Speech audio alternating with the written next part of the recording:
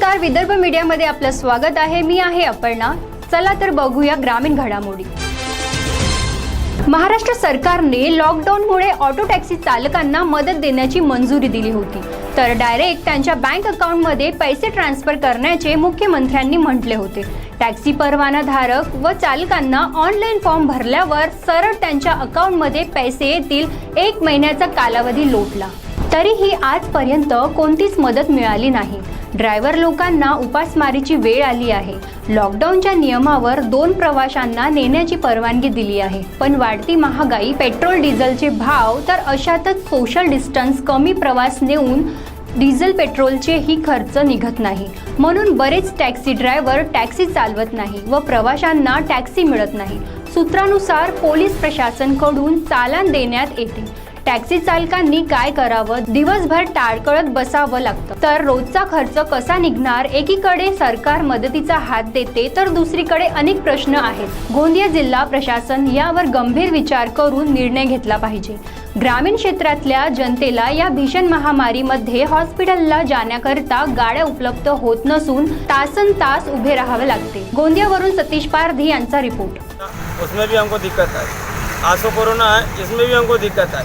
हम 4-5 सवार ले जाते, बीच में सिपाही देता है, चालान कर देता है। 200-400 रुपये की चालान हो जाती है और 100 रुपये की सवार रहती है। 90-80 रुपये लीटर का डीजल है, कैसा होगा? रोजगार खाने के लिए लाले पड़े हैं, डीजल के पैसे नहीं निकलते। 400-500 चालान देंगे तो घर में क्या ले जाएंगे? 400-500 का दिन भर का धंधा नहीं होता। वो हमारे बच्चे भूखे, हम इनको मालूम थोड़ी है। सिपाही को कलेक्टर ने ऑर्डर दिया, एसपी ने ऑर्डर दिया, ये बोल रहे हैं। और और शासन ने क्या बोला? ने हमको 1500 रुपये दिए तो 2 महीने हो गए, 15 रुपये नहीं मिले अभी तक। तो फिर कैसा करने का? बराबर। हाँ, क्या करने का? आत्महत्या थोड़ी करेंगे कि फांसी थोड़ी लगेंगे सर जी। तो क्या मांगे क्या तुम्हारी? हमारी मांगे, हमको रोजगार चाहिए, हमको काम चाहिए, हमको खाने के लिए पैसा चाहिए, कोई भी तरह। टैक्स भरते, इंश्योरेंस भरते, 10,000 22,000 साल का खर्चा आता है, तो 12 रुपये नहीं आता। 9,000 का इंश्योरेंस 1 साल का, इससे ज़्यादा क्या भर लेंगे? फुल टैक्स भर देते हैं अपन। हमको जो कोरोना में जो घोषणा किए थे पैसे की, वो भी नहीं मिला। वो कोरोना के चक्कर में ये भी कोरोना भी चालू हुआ है, इसमें भी कुछ वो लाभ नहीं हो रहा। सरकार हमारी मदद नहीं कर रही है, नेता कोई ध्यान नहीं दे रहा हमारी तरफ। हम ऑटो वाले तो टैक्सी वालों तरफ, और हमारे बाल बच्चे भूखे मर रहे हैं। और ऊपर से स्कूल में जाओ तो मास्टरों फीस मांगते हैं, फीस कहाँ से देंगे हम? और ऊपर से हमको टीसी नहीं दे रहे, बच्चों की कुछ नहीं दे रहे हैं। और ऊपर से बोलते तुम्हारे बच्चों की फीस ला के दो, ये ला के दो। हमको भी परेशानी हो रही है, हम कहाँ से कमाएंगे? हम एक ऑटो में कितनी ज़िंदगी करेंगे? हमको सरकार ने 2 सवारी दी है, 2 सवारी के ऊपर 2 सवारी को ज़्यादा बैठाने मना कर रहे हैं। पुलिस वाले हमको रोकते हैं, चालान करते हैं। और अभी जो 1500 की जो घोषणा की है, वो घोषणा के हिसाब से वो बोले आधार कार्ड लाओ, राशन कार्ड लाओ, लाइसेंस लाओ, ये दुनिया भर के कागज़ मांग रहे हैं। और कागज़ मांगने वो पैसे ज़्यादा लग रहे हैं उनमें, तो हम कहाँ से गुजारा करेंगे? आज हमारे पे इतनी परेशानी है कि कोई सरकार ध्यान नहीं दे रही है, और कोई नेता ध्यान नहीं दे रहा, और हमारा कोई मंत्री कोई ध्यान नहीं दे रहा है हमारी तरफ, ऑटो वाले तरफ और काली पीली वाले तरफ। और हमारा खाना पीना कैसे गुजारा हो रहा है, वो कोई सरकार देखने नहीं आ रही है, और ना कोई नेता देखने आ रहा है, ना कलेक्टर देखने आ रहा है कि ऑटो वाले कैसे जी रहे हैं, काली पीली वाले कैसे जी रहे हैं। और हम अपनी मुसीबत से, हम अपनी सवारी, हम चाहते हैं कि अपनी सवारी को हम अपने हिसाब से ले जाएँ। और हमारी सवारी जो है वो आती है, लेकिन वो भी वो भाव काटती, पैसे देना, रेट देने के लिए। हम कैसे करेंगे? डीजल का 100 रुपये डीजल हो गया है। डीजल के हिसाब से चलेंगे तो हमारा तो गुजारा ही नहीं होगा बाल बच्चों का, और हम अपने बाल बच्चे कैसे पालेंगे? कि आज के ज़माने में हमको खाने के वांदे, और दूसरी बात हमारी रोजी रोटी कुछ चालू नहीं है। तो सरकार ने घोषणा की थी 1500 रुपये दूंगी करके, अभी तक तो 500 भी नहीं मिले सर। गैस का इतना रेट बढ़ गया, डीजल का इतना रेट बढ़ गया, गाड़ियाँ बंद है सर। खाएंगे क्या? बच्चे पालेंगे कैसी? ये मोहब्बत है सर अभी तक। और ऊपर से 2 रुपये की कमाई नहीं है। हाँ, और कैसा जीवन जीने का समझ में नहीं आ रहा है। एक तो कोई मदद भी नहीं कर रहा हमारे गाड़ी वालों को, और अगले साल से 1500 मिलेंगे बोले, 500 भी नहीं है अपने पास। तो अब कैसा बच्चों का पेट कैसा पाले, अपना पेट कैसा पाले? ये समस्या सर, और कोई नहीं। 30 मेला दुपारी 12 वाजता स्थानिक राईस मिल असोसिएशनच्या हॉलमध्ये नरेंद्र मोदी यांचे 7 वर्ष सफलतापूर्वक पूर्ण झाल्यामुळे नगर परिषद गोंदियाकडून विविध योजना सुरू केल्या। ज्यामध्ये फेरीवाल्यांना 1500 रुपये महिना आर्थिक सहायता तसेच करोना व्यक्ती लावण्याकरिता जनजागृती कोरोना महामारीमध्ये ॲम्ब्युलन्स लाकडं ब्राह्मण यांची फ्री सेवा नगर परिषदेकडून अंगणवाडी सेविकाचा कोरोना योद्धा म्हणून सत्कार कार्यक्रमात अध्यक्ष श्री गोपालदास अग्रवाल तसेच नगराध्यक्ष अशोक इंगडे, राजकुमार कुठे, सुनील केलका, दीपक कदम, बंटी पंचबुद्धे, संजय कुलकर्णी, राजा कदम, शंभू शरण सिंग ठाकूर, शिल्पा राऊत इत्यादी उपस्थित होते। गोंदियावरून सतीश पारधी यांचा रिपोर्ट। लेने के लिए प्रोत्साहित किया जाएगा और उसको वैक्सीन लेने के लिए उन्होंने लेना चाहिए, उसकी जो उपयोगिता है, उसकी जो उपयुक्तता है वो उनको समझाई जाएगी। और इसके साथ एक बड़ा ड्राइव नगर पालिका अपनी तरफ से स्टार्ट करने वाली। मेरा हार्दिक आप सबसे निवेदन है, गोपाल जी अभी बोलेंगे अपनी भाषा में। एक बात में मैं जरूर कहना चाहूँगा, आज बहुत कठिन हालात है, सब लोगों के सामने बेरोजगारी का बहुत बड़ा संकट सब लोगों के सामने खड़ा है। लेकिन जीवन अगर होगा, अगर हम जिंदा रहेंगे तो आगे का सब कुछ करेंगे। अगर हम ही जिंदा नहीं रहेंगे तो आगे का सब कुछ हम क्या करेंगे? तुम्हारी सेवाओं की दाद है। हमारे को तो सरकार उठने के बाद में बहुत सारे ऐसे भी काम बता देती जो तुम्हारी जवाबदारियाँ नहीं है। हम लोग अपने जवाबदारियों के साथ बहुत मेहनत के साथ अपनी जान जोखिम में डाल के काम करते हैं। मैं तुम्हारा आज के इस कार्यक्रम में नागरिक अभिनंदन करता हूँ, सब लोगों का बहुत बहुत धन्यवाद मानता हूँ। फिर एक बार अपने जीवन की सुनिश्चितता करना और परिवार को सुरक्षित रखना, ये हमारा पहला प्रथम काम है, पहला काम है वो हम सबको करना है। भीड़ में बिल्कुल नहीं मिलना है, सोशल डिस्टेंसिंग का पूरा पालन करना है और इस पालन के साथ अपनी सुरक्षित सुनिश्चित करना। इससे एक बार मैं आप सबको बहुत बहुत धन्यवाद देता हूँ। संकट आने के पहले से मोदी जी ने लॉकडाउन लगाया तो लोगों ने बहुत उनकी आलोचना किया, लेकिन वो मोदी का ही कमाल था कि जिसके कारण उस कोरोना के संक्रमण काल में जहां अमेरिका में 5-5 लाख लोग मर गए, जहां की आबादी हमसे बहुत कम है, जहां का साधन हमसे 100 गुना ज्यादा है, वहां पर इतना बड़ा देश जहां पर हर तबके के लोग रहते हैं, उस देश में पूरे विश्व में सबसे कम मौतें। दूसरी लहर भी आना तय था और इसलिए मोदी जी ने अनेक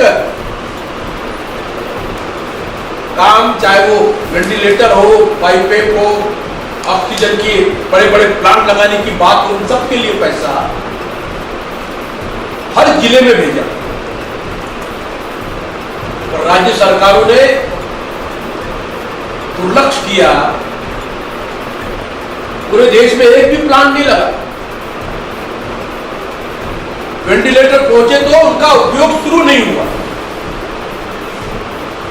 और तो और उनके चलाने वाले लोगों की अपॉइंटमेंट तक नहीं हुई।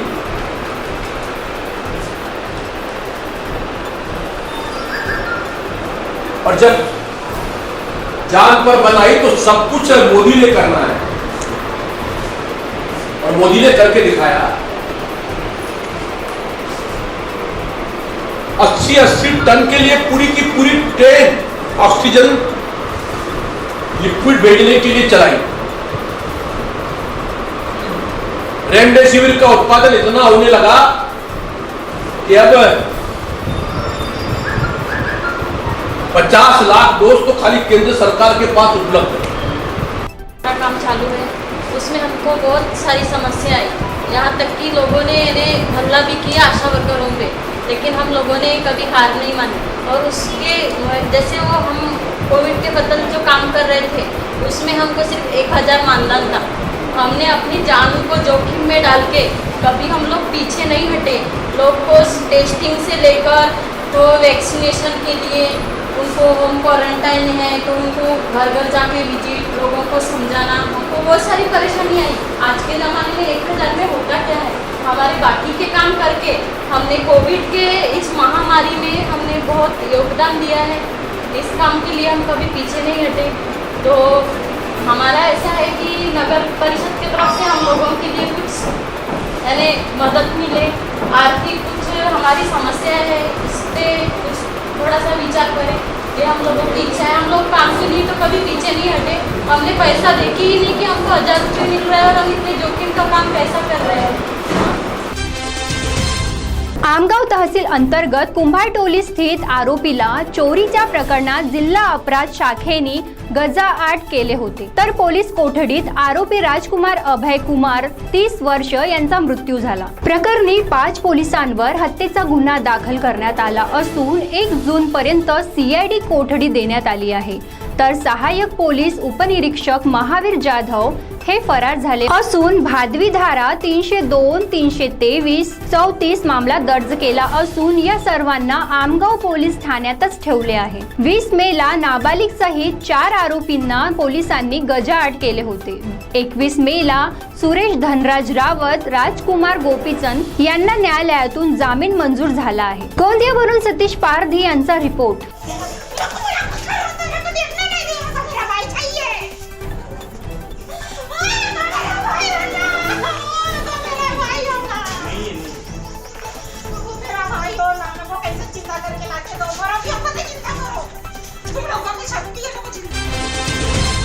महाराष्ट्रात कोरोनाची तीव्रता कमी होत असून आता रुग्ण कमी होताना दिसत आहे। व्यापाऱ्यांचे पूर्ण सीझन वाया गेले तर आता पावसाळ्यात येणार आहे। सकाळी दुकान उघडण्याची परवानगी दिल्यामुळे व्यापाऱ्यांमध्ये हर्ष दिसत आहे। संध्याकाळी 5 वाजेपर्यंत वेळ देण्यात यावी अशी मागणी व्यापाऱ्यांकडून होत आहे।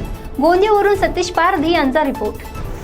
जो अभी छूट दी गई है आवश्यक वस्तुओं के अलावा जो अन्य जो है दुकानदार लोगों को जो छूट दी गई है 2 बजे तक के जो हमारे को भी जो है छूट देना चाहिए, क्योंकि पिछले वर्ष भी हम लोग क्या व्यापार नहीं कर पाए। इस वर्ष भी जो है लगन तरह का सब व्यापार वगैरह सब हम लोगों का ठप्प पड़ गया है।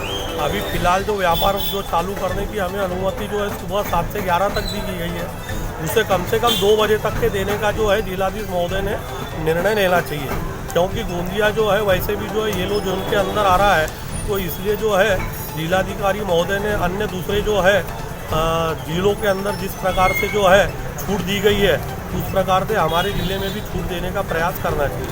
2 बजे तक हुआ है, उससे हम बहुत खुश है, लेकिन अभी और आने 5 बजे तक होना चाहिए, क्योंकि ये मरीजों के फल के लिए बहुत ज़रूरी है मरीजों के लिए। तो हम मीना साहब का यहाँ पर अभिनंदन स्वागत करते हैं और जल्द से जल्द 8 बजे तक का किया जाए ऐसी निवेदन करते हैं। आज का जो माहौल है कोरोना का, अपन अपने तरफ से पूरा सहयोग सरकार को कर रहे हैं, लेकिन सरकार ने फर्ज बनता है कि हम व्यापारियों का ध्यान रखें और उनको सहूलत दी जाए दुकान खोलने के बारे में। और ये जो टाइम दिया है 7 से लेकर 2 बजे तक, इसमें बहुत तकलीफ हो रही है। बाकी जो प्लस लोगों को दिया है 7 से 11, तो क्या क्या बिजनेस करेंगे और क्या होगा? व्यापारी खर्चे, दुकान का किराया, दूसरे खर्चे कहाँ से निकालेगा? कृपया पर सरकार ने ध्यान देना चाहिए और इसको पूरा सहयोग देकर व्यापारियों के हित में ये करना चाहिए ताकि किसी को लाभ हो। हमारा निवेदन यही है। मांग है कि समय को बढ़ाया जाए और 5 बजे कम से कम किया जाए समय को, और धंधे में बहुत फ़र्क पड़ रहा है। और सही मायने में देखा जाए तो 11 बजे 2 बजे व्यापार होता नहीं है, लोग निकलते नहीं है घर के बाहर, बहुत तकलीफ जा रही है। और जिला प्रशासन से हमारा अनुरोध है कि समय को बढ़ाया जाए। सडक अर्जुनी तालुक्यातील परसोडी येथील केंद्रीय राखीव पोलीस दलाचे वीर जवान प्रमोद विनायक कापगते यांना देश सेवा करत असताना नागालँड सीमेवर चकमकीत गोळी लागून वीर मरण आले। त्यांचे पार्थिव त्यांच्या स्वगावी परसोडी येथील निवासस्थानी आणण्यात आले। श्री प्रमोद कापगते हे आमचे भारतीय जनता पक्षाचे माजी तालुका अध्यक्ष विनायकरावजी यांचे ज्येष्ठ चिरंजीव आणि हे यांना वीरमरण प्राप्त झाले। निश्चितच या भागातील आम्हा सगळ्यांचा अत्यंत जवळचा स्नेही आणि आपल्या कुटुंबातला एक प्रमोद कापगते यांच्या जाण्यामुळे या अख्ख्या भागामध्ये प्रचंड शोककळा पसरली आणि मोठ्या प्रमाणामध्ये सगळीकडच्या लोकांना अत्यंत दुःख झालं. विनायकरावजी कापगते यांचे ज्येष्ठ चिरंजीव जे देशासाठी त्यांनी स्वतःचं प्राण दिलं, निश्चितच हे आम्हा सगळ्यांचा प्रचंड मोठी हानी आहे. त्यांच्या या दुःखामध्ये या भागातले सगळेजण आणि मी महाराष्ट्राचा माजी सामाजिक न्यायमंत्री म्हणून महाराष्ट्रातल्या सगळ्या शोषित वंचित समाजाकडून त्यांना आदरांजली अर्पण करतो आहे. आणि निश्चितच त्यांच्या जाण्यामुळे आम्हा सगळ्यांना अनावर दुःख झालं आहे. ईश्वर त्यांना या दुःखात त्यांना शांती देव एवढीच या ठिकाणी प्रार्थना करतो आहे. आज देशासाठी कापगते कुटुंबातून प्रमोदजी हे वीरगतीला प्राप्त झाले. जो आवडे लोकांना तोच आवडे देवाला अशी परिस्थिती आहे. आणि म्हणून ईश्वर त्यांच्या कुटुंबाला धीर देवो, शक्ती देवो हीच ईश्वराचरणी प्रार्थना. वेळ झाली आहे इथेच थांबण्याची. बघत रहा विदर्भ मीडिया न्यूज.